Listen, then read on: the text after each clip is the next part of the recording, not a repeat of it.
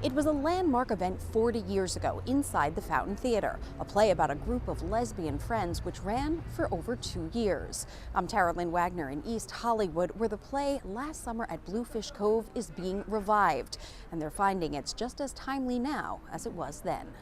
It's hard on us and it's hard on you. It's rare to find a play about 8 women. Even rarer for all of those 8 women to be lesbians, which is why Ellen D. Williams feels she's a part of history. You know, there's no other play like this in regards to a story about lesbian friends. Ellen has had a copy of Last Summer at BLUEFISH Cove since college, but her castmate Noelle Messier is kind of embarrassed to say she'd never heard of it. And I was like, how do I not know a play with this many lesbian women in it? So I immediately went to the physical library and got the play out and was like, I need to educate myself. The play is being presented at the outdoor stage at the Fountain Theater, with a state-of-the-art sound system pumping fully immersive audio to headsets worn by the audience.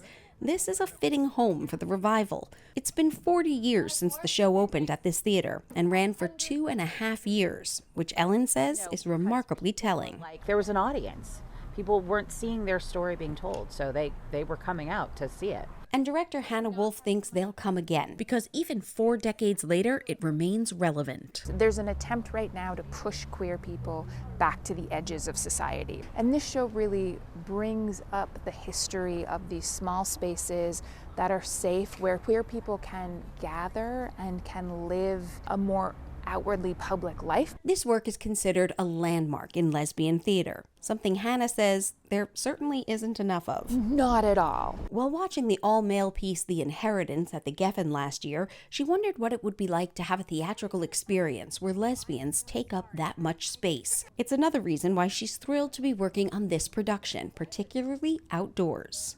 We are public, right? We're not hidden away in a dark theater that only specific people can find. We are really out for the neighborhood. We're out for the people around us, and we're really not hiding the show. And I really, really love the message that we're sending with that. That message is projected in every aspect of the production. The entire cast and design team is comprised of female, non-binary, and trans artists, a level of representation that Noelle says needs to extend to the highest levels of theater making. Anytime you're trying to get a minority group more widely seen, you need more writers, you need more producers, that promote our stories. Yeah. As they revisit BLUEFISH Cove, the women hope to see a new wave of plays centered on the experiences of queer women start to swell.